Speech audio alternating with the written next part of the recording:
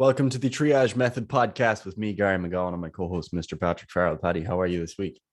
I am positively fantastic, Gary. I don't even know when this is coming out, so I don't know what is relevant to discuss with the fine people that listen to our podcast. But just know that we're recording this from the past. We always record it from the past because we release it in the future, but this is likely a week or two in the past. So, I don't know, Ireland could have exploded. The two of us could be incinerated by the time you actually get to listen to this, in which case I hope we have provided some valuable information over the years.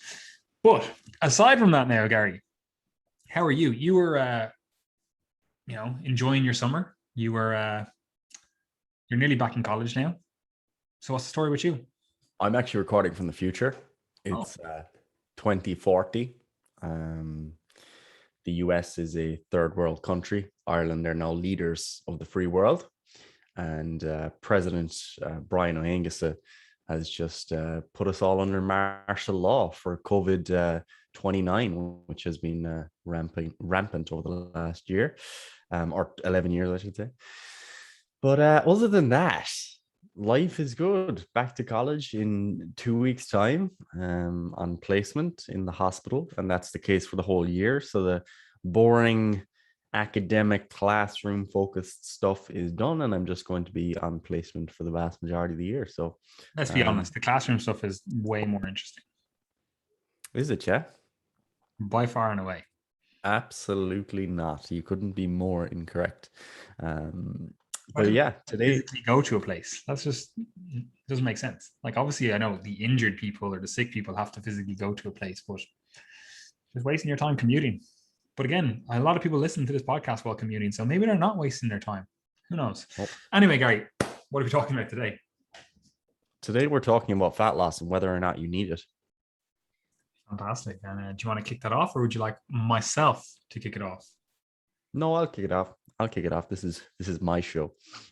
For once. So the question is, do you need to lose fat? Should you lose fat? Should you pursue fat loss? And the reason this is an important thing to consider is because it's often an assumption that, well, we should all just get leaner and obesity is a problem and being leaner is better and you're going to look better if you're leaner, etc., etc. And there's a good reason for that to be true for many people. But for many people, especially those that we tend to come across in our kind of corner of the health and fitness space, fat loss isn't necessarily what they need. And in some cases, it can make pre-existing problems worse. And the easy example of that would be someone who's been just perpetually dieting. You've been dieting for what seems like forever. You might be on and off dieting for 5 or 10 years, and you're in this position where you're not totally happy with your body, but if you were to ask anyone else, they'd say you look pretty lean, you're in decent shape, you mightn't have abs, but by all standards, you're in pretty decent shape. And you still may feel like, well, I just need to get leaner. I need to keep dieting. And there comes a point where that is just counterproductive, and it's actually holding you back from progressing in other domains, both specific to fitness and beyond fitness, such as your performance in the gym, such as setting athletic goals, whether that be, running a 5K, running a 10K, playing a sport, squatting double body weight, or performance in other avenues, such as being a good parent. It's very difficult to be a good parent or family member or colleague if all you're ever focused on is restricting your food, not eating out, eating from Tupperware, stressing over meal prep and stuff like that. It's very difficult to give attention to those things if you're constantly just dieting. And obviously then if you're constantly trying to diet and you're feeling crap about failed attempts at dieting and losing fat, then that can affect your psychological well-being and can then carry over into, your mood, anxiety, poor body image, and then obviously poor performance in work and general life as a result of that. So fat loss isn't always what you need, but hopefully in this podcast we can clarify as to when it might be a good idea and when maybe you should take a foot off the gas. Yeah, this is one of those things. Like I do all the consultation calls on all the consultation calls, but if someone's looking to sign up with us, right? generally you'll be speaking to me first, right?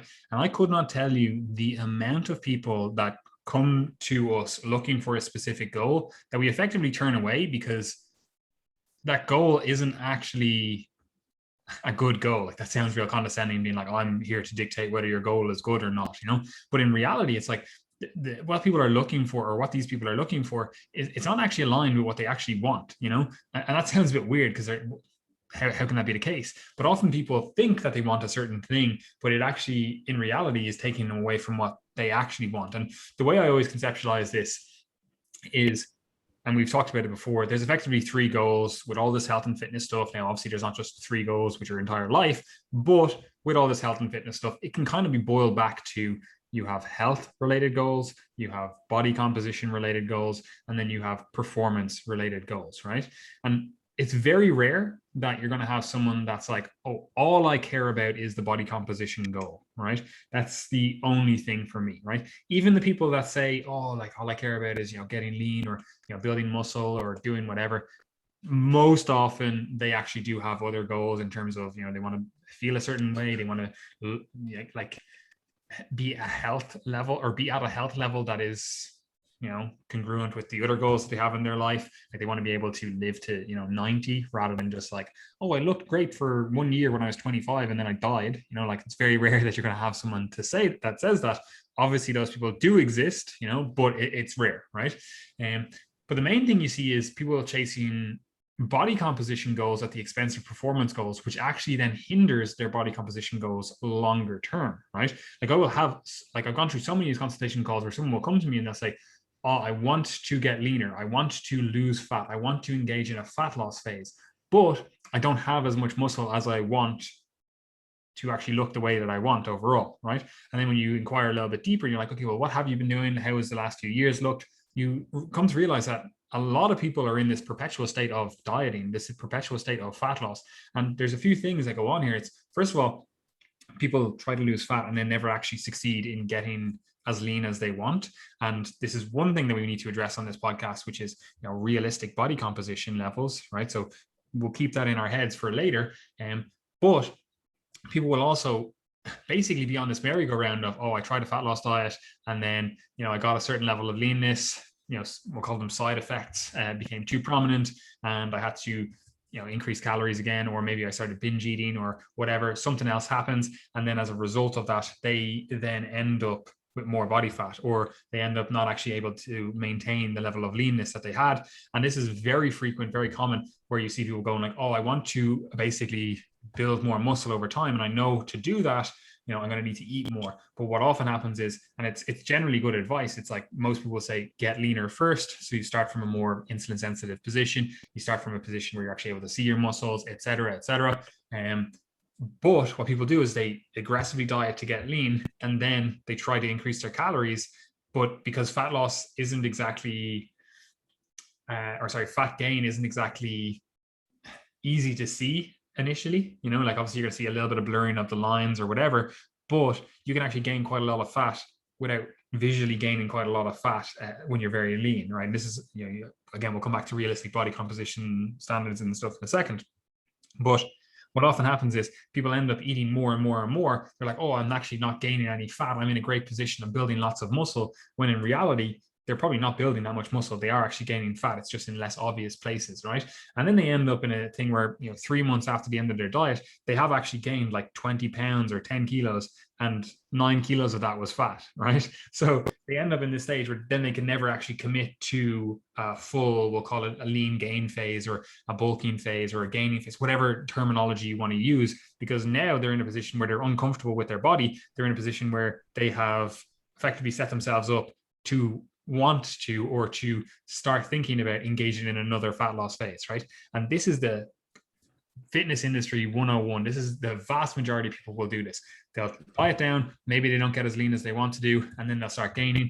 They gain too aggressively, and then they end up in a position where they have too much fat for their own liking, and then they actually start dieting again, and we start this vicious cycle back and forth, this yo-yo up and down and up and down. And obviously that's not conducive to long-term progress. That's not conducive to you being in a position in 5 years' time where you're like, wow, I've actually spent 5 years in a gaining phase, where I didn't gain that much fat, obviously we'll say even if it's 50-50 fat to muscle gain, like if you're able to stay in a surplus for longer, you're going to be the one that builds more muscle. That's just the simple case of it, right? So we want to actually set up fat loss correctly from the start. However, to do that, we actually need to take a step back and assess whether fat loss is correct for you right now, right?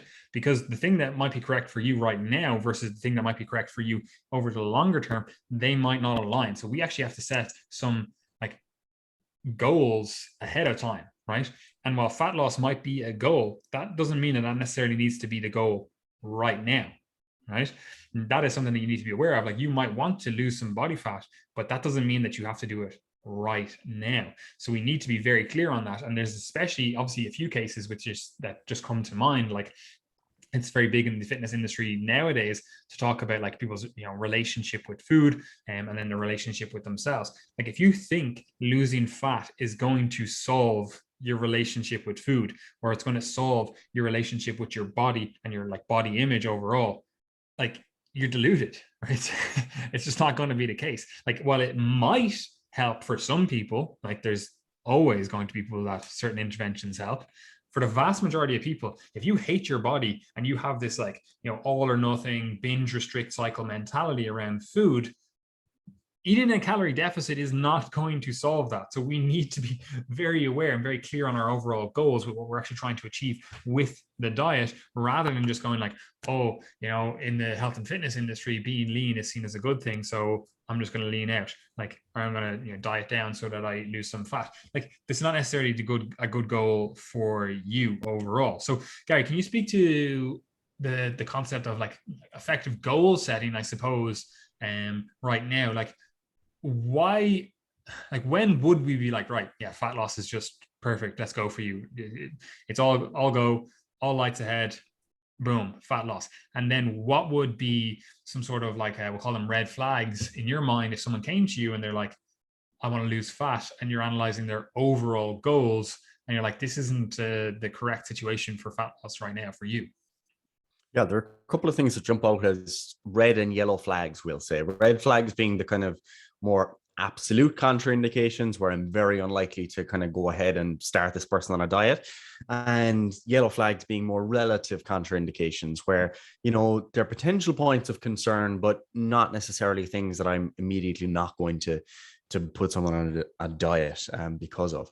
And some of the red flags, I suppose, would be very significant history of failed diets, recurring binge eating, plus or minus maybe a more formal eating disorder diagnosis. All of those things they're the low-hanging fruit, really. They're the things that when we see them and we spot them, all right, let's address that ASAP. And sometimes addressing that might just mean referral for further psychological interventions and more expert support. Because if someone is coming to us and, especially if they've got, like, let's say, binging and purging behaviors, they're already at a point where they're quite lean and it's very clear that more fat loss isn't required or healthy, then those things are obvious red flags. And to be fair, I think most people would be familiar with that. Most personal trainers would be able to spot that and recognize that there's something pathological there.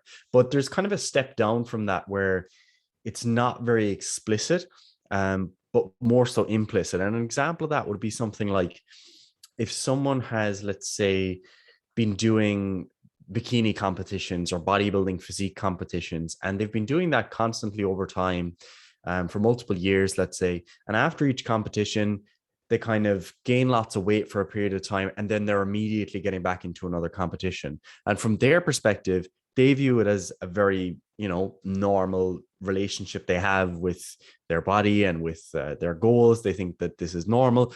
But when you dig a bit deeper, you notice that, you never actually recovered a normal menstrual cycle. You have very low libido, male or female. You've got other symptoms like maybe low mood, anxiety, etc., that potentially are tied in with these repeated efforts of prolonged restriction and dieting to sub-physiological levels of body fat. There are some of the things that won't immediately jump out at you unless you ask a little bit further, because what often actually happens is that when people are in that more expert position, I guess, because if you're competing in a bodybuilding show or a physique competition or bikini competition or whatever, you know a little bit about fitness. Like, you probably think that you know what you're doing, and it's very easy when you have a bit of knowledge to justify your own behaviors. And we say this all the time, where some people will basically be 100% on plan or off plan, and what happens here is people will be 100% on plan for the 12 weeks or 16 weeks or 20 weeks that they're preparing for their competition. And then afterwards, it's just a free for all, eat whatever they want, stop going to the gym until they eventually get back on plan. So there are some of the things that I would be very hesitant to push someone towards fat loss without addressing, especially if there's explicit health complications, whether they be psychological or physiological or both. Yeah, and this is just on that. This is one of those things where it's like, you might not even realize that this is you. You might not even realize that this is the people that you follow. But a really, easy way to kind of spot this just out the gate is, if you see someone competing in like the spring shows and then the autumn shows, you have to realize that they are basically dieting all year round, right? And you also start noticing this, especially in like, competitors and stuff, where, after their show, it's all throwback pictures. It's never like, oh, this is what I currently look like, and then when they get, about 6 weeks out again from the next show, they did the spring shows, and then it's, time has passed with all those throwback pictures. And then, 6 weeks out from the next show, they're like, oh yeah, now here we go. This is my current physique. You're like, you can pretty much assume that they've gone through some sort of, restriction period to get competition lean, which is required for the sport. And then they've just basically been off plan or blown up afterwards. And it's like, this is not a good position mentally, psychologically, physically, like physiologically or anything to be in constantly, right? And again, you might think, okay, well, that's just competitors, that's not me. But just also think about your average dieter. They basically do the same thing. They'll diet down for 12 weeks. They're like, oh yeah, really on my shit. I'm really on point with all this stuff. And they might not actually get to like, competition levels of leanness. But they still end up in a position where it's, lower than they potentially have ever been before in terms of body weight, in terms of body fat. And then they end the diet. And especially if the diet was not set up like correctly, it was not set up in a more sustainable manner, they then, blow up again, gain a load of body fat, and then they are on a new diet after that. It's like they basically do 12 weeks of dieting, a month of binging, 12 weeks of dieting, a month of binging, and back and forth and back and forth and back and forth, right? So this applies not only if you're a competitor, it applies if you are just, your average general population individual who finds themselves in this cycle of dieting down. Oh, I'm really on my shit. Oh, I'm all the way off my shit. Like, everything is out the door. Everything is out the window.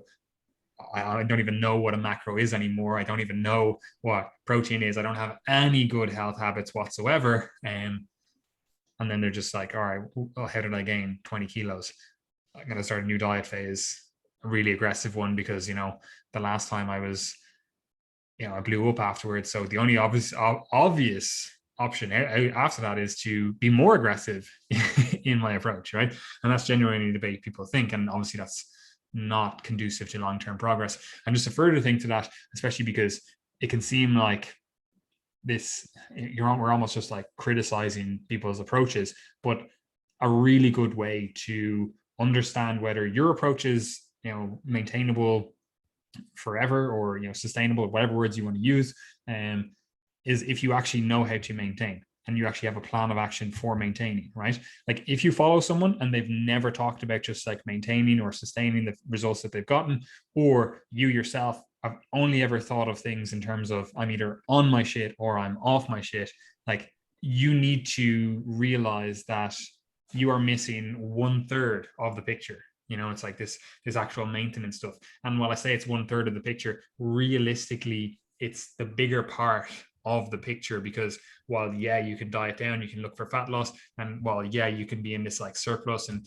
gaining body fat, gaining muscle or whatever, like, realistically, there's a time point in your life where you want to focus on maintenance. Realistically, there's a time point in your life where you want to really just focus on being able to sustain the results that you've gotten. So if the person you follow never talks about that, if you have never thought about that, we need to start assessing whether fat loss is actually the critical thing right now, right? Because this is something that, I'll often do with clients, I'll actually just start them off in a maintenance phase where, we're not explicitly being like, right, fat loss is the overall goal, even though fat loss might be their goal down the line. And what we're doing right now is we're just working on foundational habits. What we're doing right now is just working on, do we actually have good, distribution of food throughout the day? Do we have good, sleep habits, stress management habits, all the other stuff that goes into making a cohesive, really well-structured diet? And while body fat levels might not change, muscle mass levels might not change, et cetera, we end up in a far better position where if we do want to go into a fat loss phase, we have the ability to do that, right? So maintenance is a key part of the overall puzzle. Anyway, sorry for interrupting you there, Gary. No, that's all good. That's spot on. And I suppose like there's some of the explicit things that I was mentioning. And what I'd like to mention as well is the fact that some of these other yellow flags, I guess you could say, one of the things that comes up quite frequently, especially with people who maybe take up long distance running, CrossFit, other types of maybe more extreme activities where there's lots and lots of training involved, is some people will tell me that they're interested in performance and they want to do a lot more training, but what it's actually doing is masking an underlying desire to just get leaner. Like all they're trying to do is actually just burn more calories to facilitate maybe a poorer relationship with food. And for that type of individual, it's not necessarily that we're just not going to pursue fat loss, but I'd also be questioning their actual performance goals and why they're doing what they're doing. You do see this very frequently, even in people who are just bodybuilding, where they will do 2 hours of cardio per day, like while they're bulking. And it's like, why exactly are you doing that? And sometimes they might say, oh, I just want to stay healthy. And maybe they are, like some people do that, but a lot of the time it's actually just trying to facilitate what may be residual binge eating habits, or an inability to kind of control intake at each meal. And I would kind of view those as somewhere on that pathological spectrum. So I would just be looking out for it. And then obviously for someone with genuine performance goals, then I'm going to be hesitant to put them on a fat loss plan of action unless it's the case that relative strength or performance relative to the body weight is actually something that's very important. So for example, if someone is already, relatively lean, they're in more or less the average body weight range for their sport, let's say it's Gaelic football, and they're roughly the same size as people in their in similar positions on different teams, etc. And they now want to get leaner so they can see their abs and they really want to get shredded because they like that look. I would be questioning whether or not that's actually something that's going to support their sporting performance, because obviously in order to achieve that fat loss, you need to be in an energy deficit. And if you're in an energy deficit, by definition, you have less energy available to allocate to performance and recovery in your sport.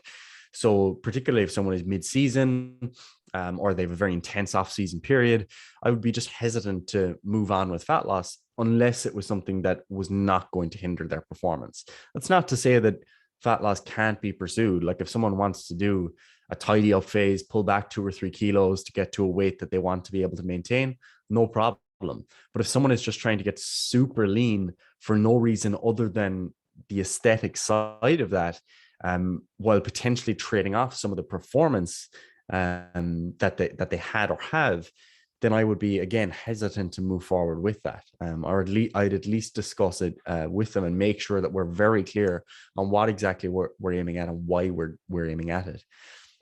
Yeah, 100%. And this is obviously very easy to see when we talk about like a sporting context, like because you see the performance detriment, I should say, to being in a fat loss phase, even in a relatively short fat loss phase. You're like, okay, look, you've 6 weeks of dieting, you only have whatever 2 or 3 kilos to lose. Like we could easily get that done in 4 to 6 weeks of dieting, right? We could easily get it done in 2 weeks of dieting if it was really aggressive, but you're definitely more likely to see performance, detriment or a detrimental performance impact from that, right? Excuse me. So it's very easy to see it in the sporting context. However, this is the case for everyone, because we go back to that initial like 3 things: health, body composition, performance. Most people just think of performance in terms of like, oh, the weights I lifted in the gym, or the time I ran during my run or whatever it is, right? But it's also your day-to-day performance. It's also your mental performance. It's your emotional performance, we'll say, right? Like you are just not your best person when you are dieting, when you don't have energy. Like, do you think you're going to show up to work and be like, I'm ready to attack the day. I'm ready to really get, stuck into like whatever it is that you do. Like you are not going to be that person when you are in a calorie deficit, when you are eating less food. Like it's energy at the end of the day. If you don't have that freely available energy, you are going to start pulling it from other areas. And that other area, it might not actually be the training for you. It might not be, I see a decrease in my strength, or I see a decrease in my performance or whatever. Like you might actually be seeing increases there, but you're then seeing decreases in your quality of life outside of that. And this is something that it's very hard to see as a coach, because like I don't know how your work performance is. I don't see it. I don't see when you're like your boss giving out to you because you used to be able to get X amount of work done and now you're like getting X minus 3 work done. It's like I don't see that. And you might be like, oh, I'm really stressed in work, and like I can see these kind of subtle cues of like, okay, you're saying stress and work a bit more, you're saying whatever. And it's like, is this actually a consequence of the fact that we're in a diet and you're actually probably performing a little bit worse than usual? Like it could be. So we have to address that. So I just want people to realize that while it's very easy to see in terms of a sporting context, if this is a sort of again, a yellow flag, I would say an amber flag or an orange flag, but look, we digress. This is one of those things where it's a little bit easier to see in the performance context of a sporting context, but it also applies to your everyday life. It applies to what you do in work. It applies to how you show up for your family, your friends, etc. Like not only, this is one of the things about dieting, like not only does it lead to, generally a reduction in socializing, because, you're like, oh, I can't go out to eat because I'm, staying on plan, or I can't do X, Y, Z because I'm trying to stay on plan or whatever, right? It also leads to a situation where your friends actually don't like you as much because you're just not the same person. You don't have as much energy. You're not as talkative. You're not as, outgoing. You're not as bubbly, et cetera, and this is why in the health and fitness world and in the broader world overall, people abuse the fuck out of stimulants because it actually allows them to present that more energetic person. But again, in the context that we're looking at, that might not be a good approach overall, because you end up in a position where you're eating into recovery elsewhere, because, what comes up must go down. If you're literally hammering stimulants, like all that adrenergic signaling, it's going to have an impact downstream. You'd be like, oh, well, why am I not actually able to get my heart rate below, 60? It's like, why are you stressed all the time? Why is your sleep impacted? Why is X, Y, Z, all the stuff downstream of that? Like, it's not, you start impacting your health then, or you even start impacting your performance in the gym or whatever, because you're not actually able to recover, right?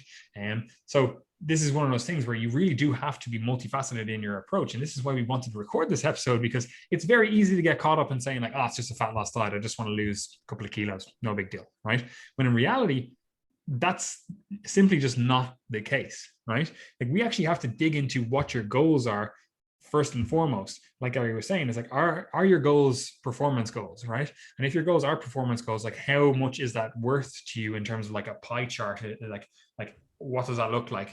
If you have 100% energy allocation, like how much would your ideal allocation be towards performance, and what does that look like for you? It's like, oh, do we have actual strength metrics that we want to hit? Do we have actual performance metrics, running time, starting position or starting on the team, whatever, like different metrics you can use, right? To be like, oh, like, am I doing a good job performance, right?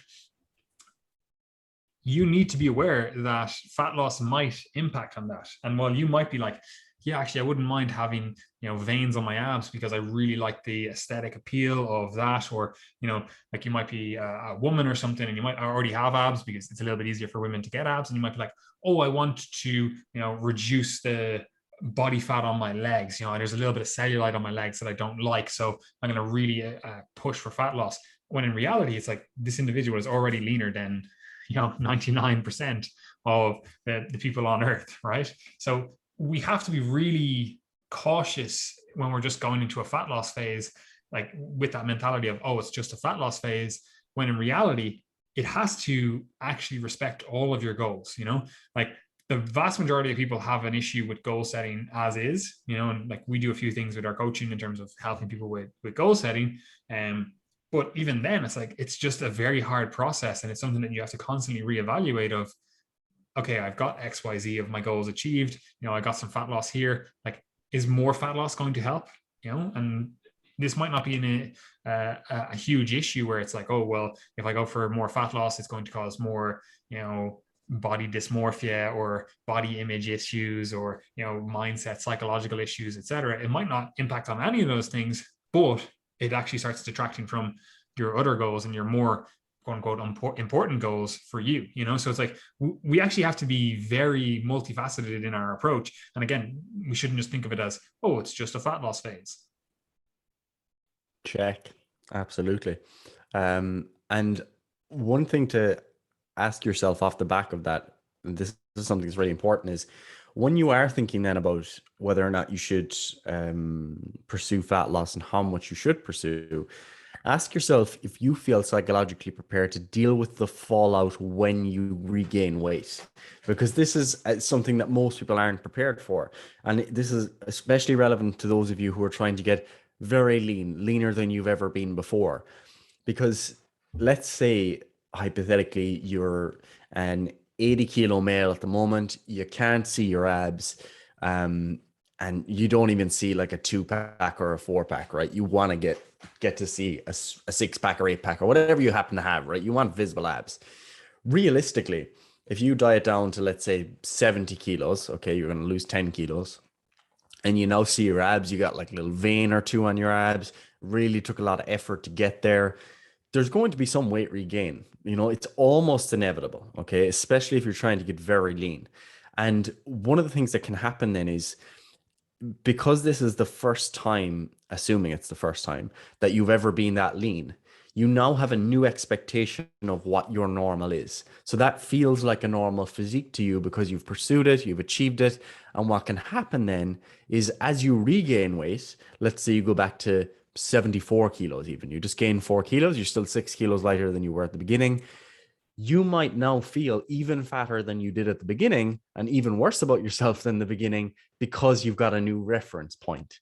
So you have to be in a position where you're psychologically prepared for that. And that's actually the reason that we, want you to think about whether or not you should pursue fat loss, because for some people, the fallout after that actual successful fat loss period might leave them in a worse position than they were in the beginning. You may be a bit leaner, but you're now way worse off psychologically because you just weren't prepared for that. So that's something to really have a think about, because most people never think about this because all they're focused on is actually getting lean in the first place. The classic example is the bodybuilding physique sports, where people will plan all the way up to their show day, but they have no idea what they're doing afterwards. And then they end up really badly off psychologically and physiologically. Yeah. And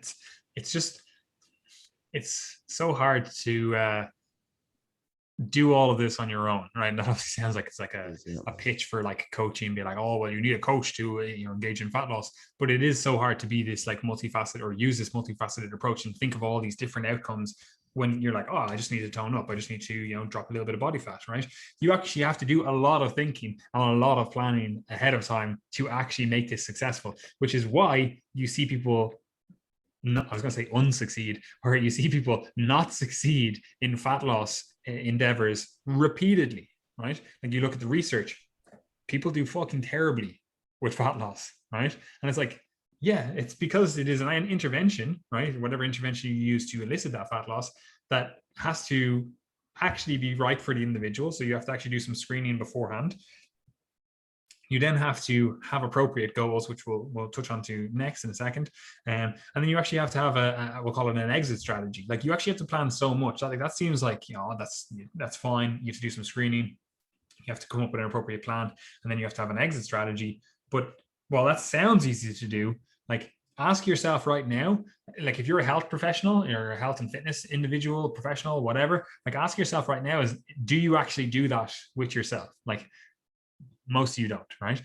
Ask yourself, would you have been able to do that at the start of your health and fitness journey? Like, most of you definitely would not have been able to. So you can understand why the 95% of people that don't engage in exercise in this world, you can understand why they struggle with it as well, right? Especially when the environment is also set up in a way that makes it harder for fat loss to occur, and then also makes it harder to actually sustain that fat loss over time, right? So we need to be aware of that, right? But the first thing I kind of want to touch on with this, well, the first thing I say as we are halfway through the podcast, but the next thing I want to touch on with this is, like, we actually have to have realistic standards. We actually have to have realistic ideals, if you will, of, you know, what is actually appropriate body fat levels to be at, because most people have a skewed understanding of this in both directions, right?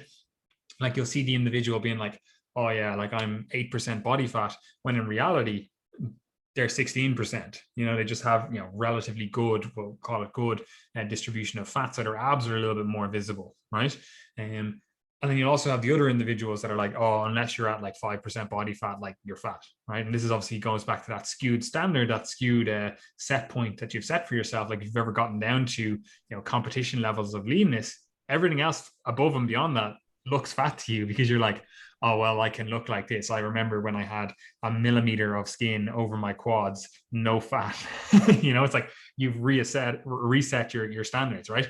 So we have this kind of dichotomy where the general public maybe doesn't know how lean is actually lean, right? Like, you see people literally, they'll be like, oh, look at this individual. Like, you think of like your classic like Irish mammy or whatever. Like, they'll look at someone who's like quite clearly 30% body fat, you know, like they look at like a rugby player or something and they'll be like, oh, he's really muscular. And you're like, this dude is literally carrying about 40 kilos of body fat. You know, it's like he's, yeah, well, he does obviously have muscle as well. It's like, he's actually severely overweight, you know, and people just have such a skewed perception of what is realistic with body fat. So what is realistic with body fat, Gary? And like, where is the like lower limit with things, and then where is the kind of upper limit with things? And can you also talk a little bit about the health ramifications of, you know, going outside of either side of that, because that realistically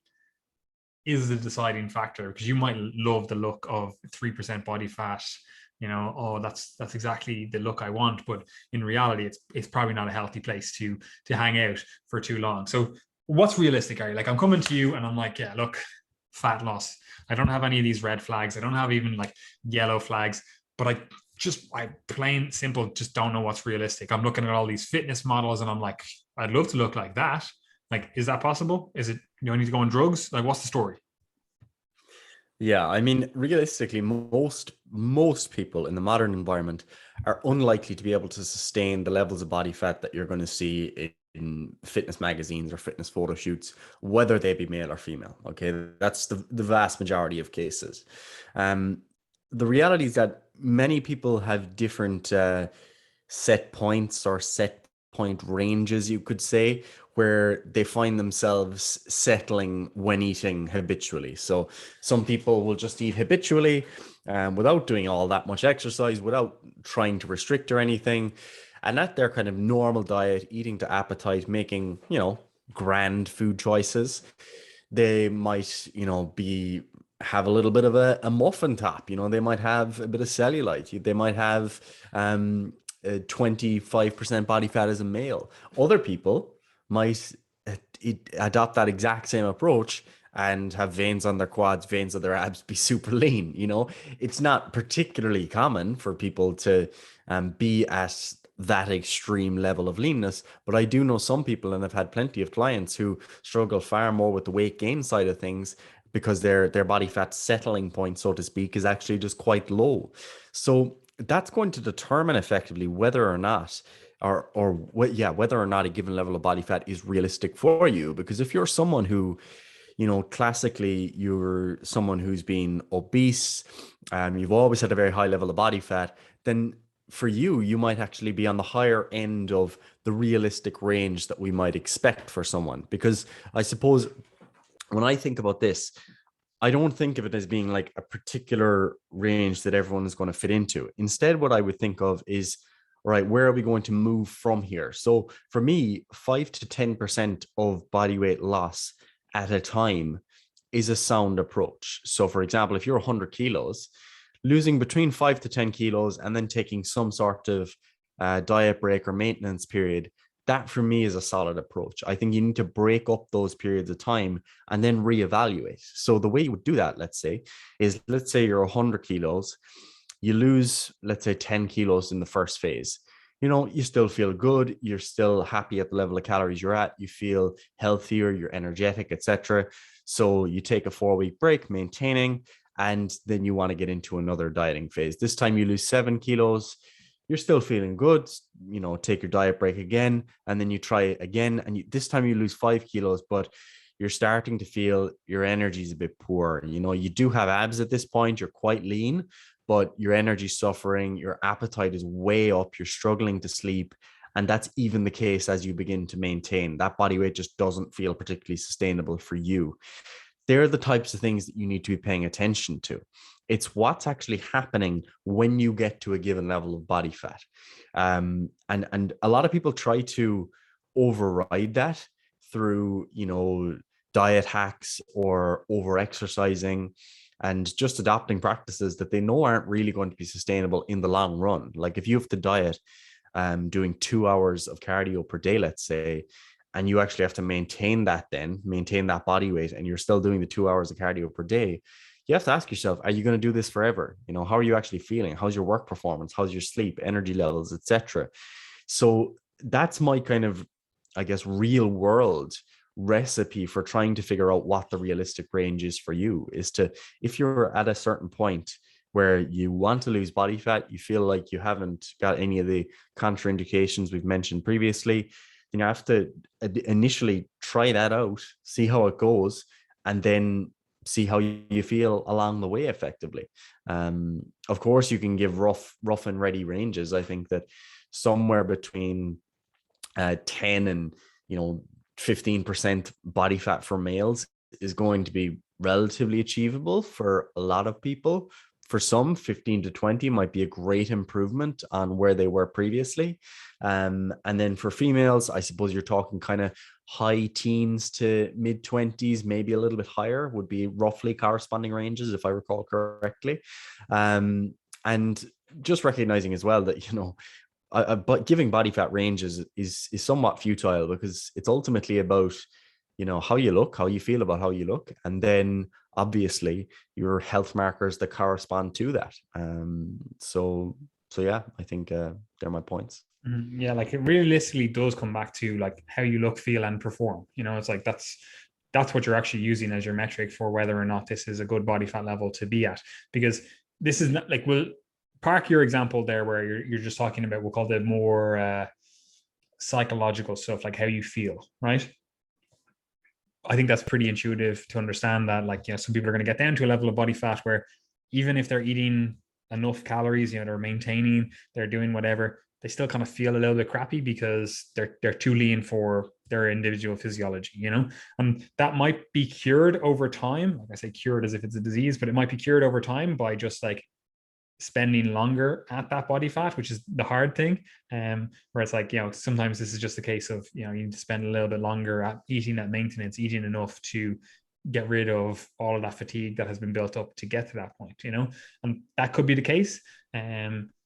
But very generally, another example which makes it a little bit clearer, I hope, well, I'll give two examples because this then does hit all three of our health, performance, body composition stuff. So with Gary's example, it's more so just the body composition stuff where it's like, oh, you just don't feel good at this body composition level.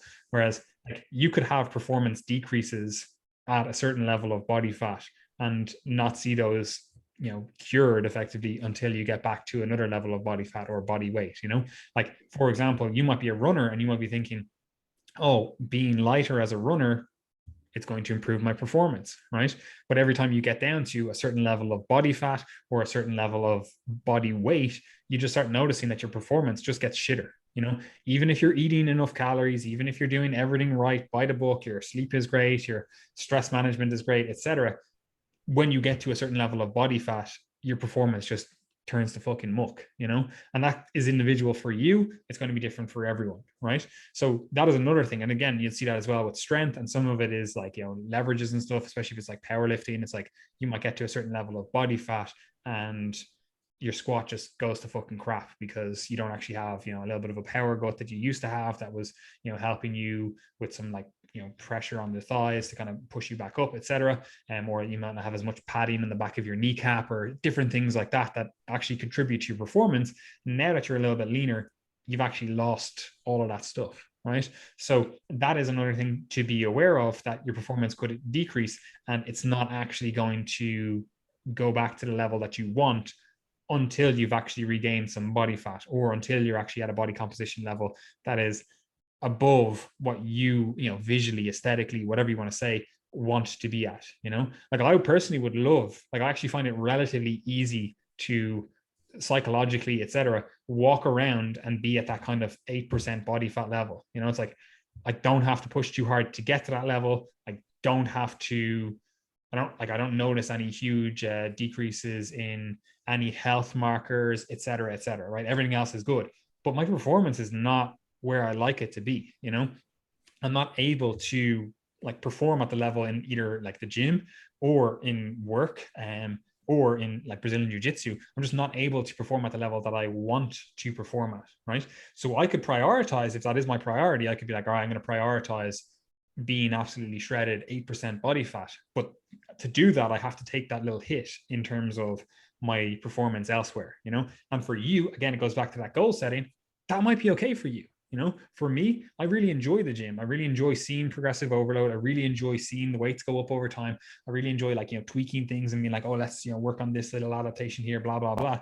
And those adaptations just come by so fucking slowly when I am that lean, like once I dip below 89 kilos, for me, it's like performance metrics are just not there, except for on my squat. My squat always gets better. Like any kind of squat patterning just gets better when I get leaner. Right. And like it's been a little bit of counterintuitive, but there's a few reasons for that, which we won't get into here. But everything else, I just don't feel I perform as good. Right. So that is again something to be aware of for you. And again, it isn't exactly like, oh, here's the blueprint, right? And then the other side of things as well is like this can also happen with health metrics. Like you could be like, oh, I want to lose body fat because I want to see improvements in my health. But then you actually lose the body fat, and yeah, you feel good, your performance is good, but you're actually like, get your blood work done, and all of a sudden you're like, this is actually fucking terrible, And this could be a case of like, your testosterone level is just in the gutter, or other hormone levels are just in the absolute gutter. Or it could also be something like, your like blood lipids could be just terrible when you're this lean, which is not necessarily always the case. And it's a little bit counterintuitive to what you would expect, but it does happen, right? And maybe that's not an issue, but maybe it is an issue, right? So there are things, and another one that you commonly see is like micronutrient deficiencies, when people do diet down to like low levels of body fat levels, or low levels of body fat. So you could actually be compromising your health. And one of the things that it's always something that I was going to go back and forth in my mind, especially with like natural, like quote unquote natural bodybuilders who all take drugs, just so we're all aware, they just, take legal drugs, or they skirt around like what is legal in their organization. Like for example, loads of them take yohimbine, and it's like, this is an unnatural drug, if you want to say unnatural, that makes fat loss easier. But in a lot of federations, it's perfectly allowed. In other natural federations, it's not allowed. So it's like, this just gets into one of these discussions of like, what is natural? But like, I would make a strong argument that natural bodybuilding is worse for your health than enhanced bodybuilding, purely because thyroid is in the gutter, like growth hormone levels are in the gutter, fucking testosterone levels are in the gutter, and like doing some sort of like therapeutic replacement would actually lead you to being healthier at those different ranges. Then we just get into this argument of like, oh, is that performance enhancing, etc., right? But that's again a discussion for another day. But there's some things that I think about when I'm looking at this fat loss percentage, or this fat loss range, this body fat range. I'm like, okay, we need to look at how you look, feel, and perform. One of the things is we actually have to get to that level of body fatness to actually assess that, right? And we have to be assessing that along the way, while also layering on top the fact that to get to that level of body fatness, you actually have to be in a deficit. But what you feel in the deficit isn't necessarily what you're going to feel longer term. Like you might be in a 500 calorie deficit and be feeling like crap at this level of body fat, But as soon as you go back to a maintenance period, all of a sudden you're like, oh, wow, I actually feel great at this level of body fat. It was actually just the deficit that was making me feel like crap, which is really hard, again, if you're coaching yourself. And it's even harder if you never have strategic maintenance periods, semi built into the plan. If you have no idea how to maintain, that's one of the key benefits of a maintenance period. It teaches you how to maintain. Again, earlier on, we discussed it's basically like a third of the pie. If you never know how to maintain, you're not going to be able to maintain. So that's a key part of having it. But also a key part of having those maintenance periods is that it actually allows you to feel what it's going to be like longer term at that body fat level, right?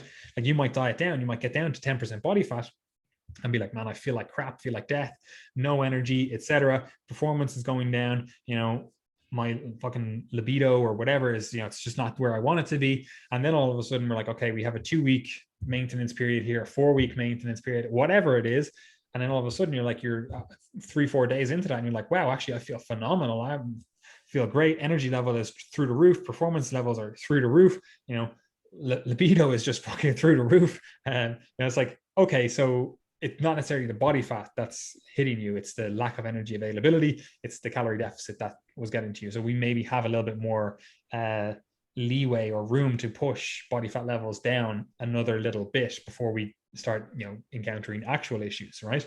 So again, that's hard to do if you're coaching yourself, and it's hard to do if you don't ever build in maintenance periods into your plan overall. So that is definitely something that I would encourage overall. Do you have anything to say on that, Gary, in terms of body fat levels? Like, I definitely do agree with you. It's very hard to give an absolute range. Like, again, you could very easily say, okay, well, 8 to 16% body fat for a male. You'd be like, that's a good range to be in terms of general health metrics. Like, I do believe that's what the research would show. Like, people generally see better health somewhere in that range. If we're talking purely aesthetics, it's probably going to be closer to that 8% for most people. They're going to be like, oh, I want to be a little bit leaner. But again, that might compromise performance, that might compromise health. So we have to go back to our goals.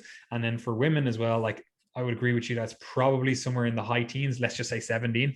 You're picking that. It could be 16, could be 15, but let's say 17, 17% body fat all the way up to like 30% body fat.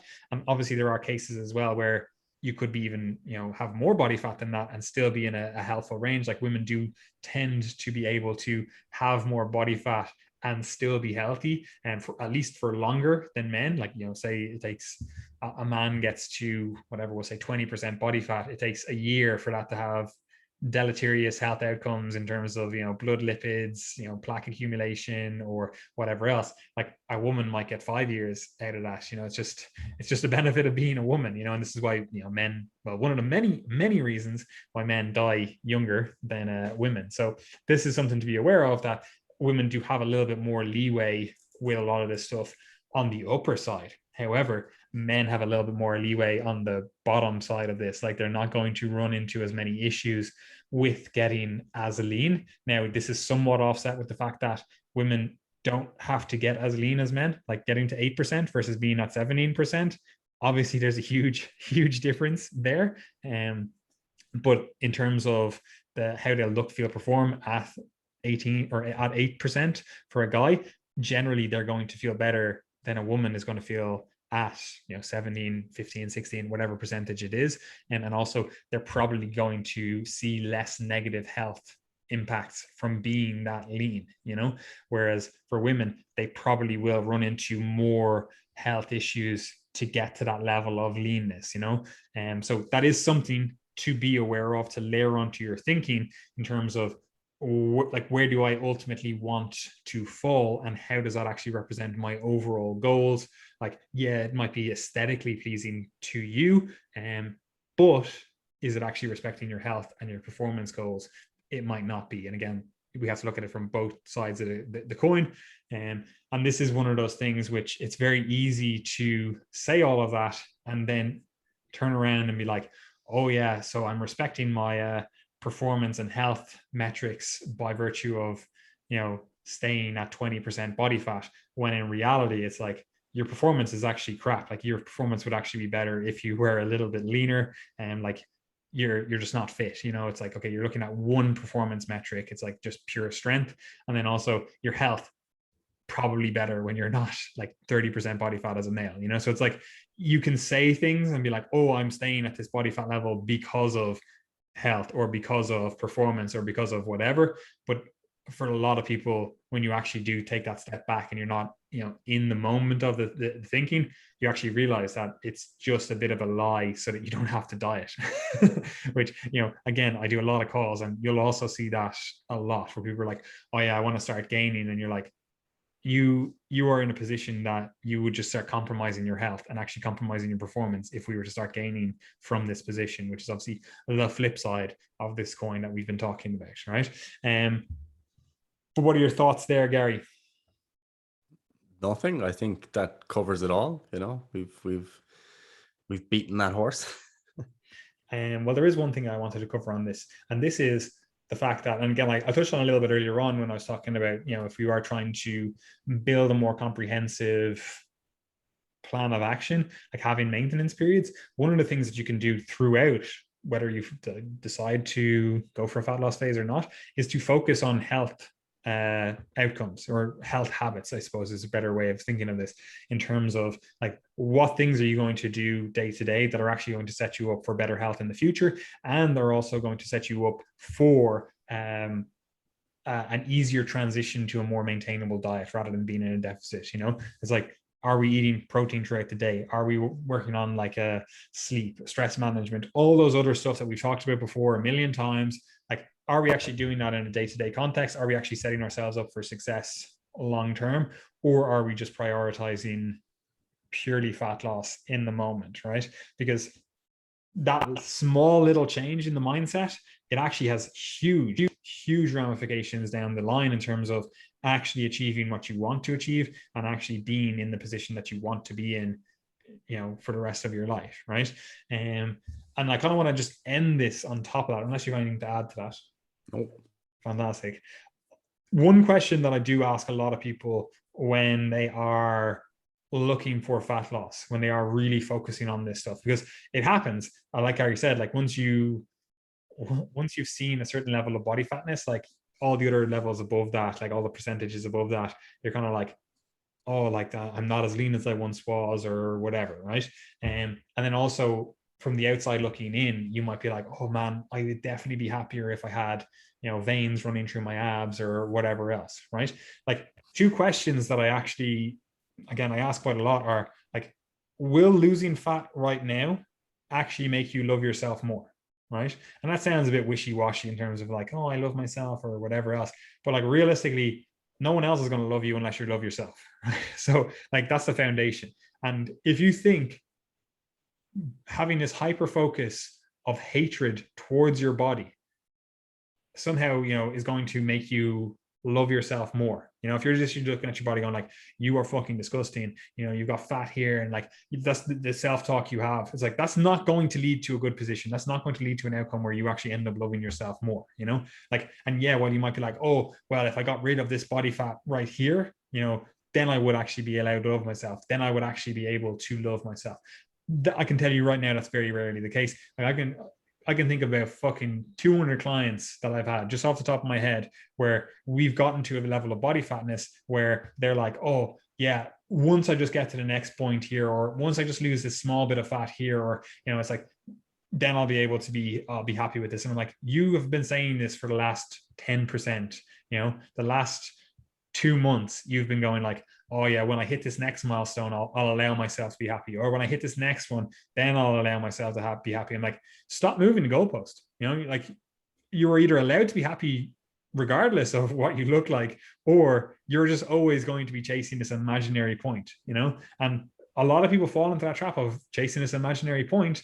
And in reality, it's just because they don't want to be happy. It's like they actually don't want to be happy. They're happy being unhappy, right? And that's something that we actually need to work on. And rather than just like, obviously I'm being a little bit hyperbolic when I say that, but it is something that needs to be actually addressed. It's a psychological issue. It's not a, physiological or physical issue. It's like, these people actually want to hate their body, and that could be for a variety of reasons. It could be like, deep-rooted fucking trauma in their past where it's like they actually feel like they're not worth anything. So when they actually achieve their goals, they're like, you know what? That wasn't good enough. Wasn't quite good enough. Even though I achieved exactly what I set out to achieve, I'm going to say that wasn't good enough. And you're like, why was it not good enough? But that is a question to ask yourself. Like, will losing actually make you love yourself more?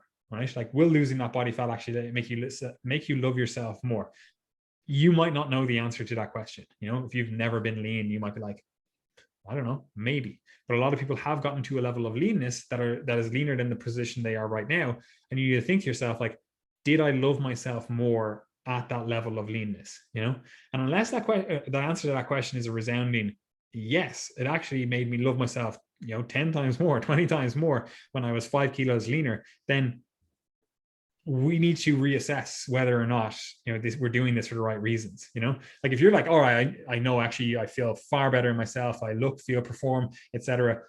when I'm 5 kilos lighter, and I just want to get back to that level. Going into that fat loss phase, I could be like, all right, we're actually fairly well in a good position. Whereas if you're like, yeah, I used to be actually 10 kilos lighter, fucking hated myself then. I'm like, okay, well, like we're not actually going to get a better loving environment just by losing fat. If like we already know, like, okay, you've lost 10 or you've gained 10 kilos, and if we were to lose those 10 kilos again, you don't necessarily love yourself anymore. It's like we need to address that, right? And then also a further question that I ask to this is like, will losing fat significantly improve your life right now? For some people, obviously that's a resounding yes. Like if you're like, oh, I have health implications or health issues that, losing body fat right now is actually going to improve them, then obviously that's a resounding yes. But if you're just your general Joe Soap or whatever, and you're like, oh, will losing body fat improve my life? Like that's something that you need to think about. You actually need to sit back and be like, okay, say I do lose 5 kilos, 10 kilos, 20 kilos, whatever it is. Like, how is that actually going to improve your life, right? Just the fat loss aspect. Don't focus on the health habits. Don't focus on anything else. Like, obviously we know that they're going to improve your life. You're going to have more energy. You're going to feel great, blah, blah, blah, just by engaging in exercise and, eating well. But why does it have to be in a calorie deficit, right? Like, why do we actually have to lose the fat? Like for some individuals, for sure, you're going to feel better. You're actually going to improve your life by losing body fat. But for a lot of individuals, what they actually need is just an improvement in their overall diet, an improvement in their sleep, an improvement in their training, an improvement in all these other aspects. And it's not necessarily fat loss that they need, right? So that is something to be aware of. Like, you need to ask those two questions. Like, will fat loss actually make you love yourself more? And then will fat loss actually improve your life right now? What are your thoughts there, Gary? And don't give me a simple one-word answer, because I could see you were nodding off right there. You were about to snooze. You were like, I need some absolute fire to finish this podcast up. I'm sure the listeners are about to snooze as well. No, like, I mean, I basically said it already. Look, fat loss is not guaranteed to improve your life. Yes, there's a high probability that any person sampled in the population is probably going to improve their health by losing a bit of body fat. They'll probably perceive themselves to look a little bit better, but that's not the case for everyone. And that's particularly the case in the sample that we have a biased selection of here, which is a fit cohort of people. Like most people who listen to this podcast are probably already in the gym, managing their diet in some way. You're probably in decent shape compared to most of the population, and for that reason, it's not a guarantee, and it's definitely lower probability than the average person in the population that you'll improve your health or improve your perceived well-being by moving forward with fat loss and getting significantly leaner. So you have to ask yourself those questions. Is this going to improve my quality of life? Is it going to improve my sense of self-worth or self-esteem or self-efficacy or whatever? And the answer to that isn't always yes. So you have to ask the question. Fantastic. Anyway, that kind of wraps up that podcast. Obviously, this is a bit more of a higher level, I suppose, podcast. And not that it's like, higher level thinking is required, but it is one of those things where you kind of have to step back from being in the thick of it, because I know so many people, like the two of us have definitely both been in this position where you're just like, oh yeah, like body composition, that's what we focus on. We want to get shredded, get fucking, jacked and whatever else. And you're just very much in the moment of that. Or even like, other times you're gonna be like, oh, very much like focused on health and very much, whatever. When in reality, it's like we actually need to be able to step back and actually assess critically what are the merits of this intervention. Because, and we've said it before, it's like a fat loss intervention is not without risk. Like there is the possibility of risk with a fat loss intervention, whether that's a health risk in terms of, physiological health risk or a psychological health risk. Like they're both present, and also we have to look at it from the perspective, especially the two of us are coaches, and like we are trying to help people achieve their goals. And one part of that is actually setting goals. It's actually being clear on what the goal is. And you have to very often with coaching help an individual be clear on their goals, because they don't actually know what they want. They have a very vague idea of what they want, and you have to help them set more clear and tangible goals within that. And if you're not able to take a step back, you're just going to end up advocating for fat loss for everyone. You're just going to be like, oh yeah, well, fat loss is clearly associated with better health outcomes, so let's lose fat. When in reality, you should have more appropriately screened this individual and realized that their goals they don't require fat loss. It's like, yeah, okay, maybe some small amount of fat loss would help them, but they actually care more about performance. They actually care more about just building something sustainable for the rest of their life. They want to know how to manage social occasions. They want to get rid of this like food anxiety, this food guilt, and different things like that. And it has actually nothing to do with fat loss. So like, don't end up as a coach trying to always fit a square peg into a round hole. You actually need to help the client. Like that's what they're coming to you for, Yes, sir. So I'm about to wet myself. So if you would be so kind as to close us out, I will go to the bathroom. No, you're not allowed, Gary. You have to literally tell people where they can find us, and then we can end this. As always, guys, you can find us across social media on our respective platforms, Triage Method, and all of our coaches. Just look at who we're following on our Instagram page, and you'll be able to find the rest of our coaches. If you are interested in coaching, of course, you can join up, sign up, subscribe to our coaching service to be able to work with one of our expert coaches, whether that be for training and nutrition or just nutrition. And if you're a coach yourself, you can sign up to the Triage Method Coaches Corner to learn more about the theory and practice of personal training. So do all of those things and visit the links down below. If you'd like to submit a question to the podcast, if you'd like to review the podcast, that would be very welcome. Or even just share it around on your story or other respective social media platforms. If you enjoy the podcast. Fantastic, Gary. You are allowed to urinate now. Goodbye, guys. See you later.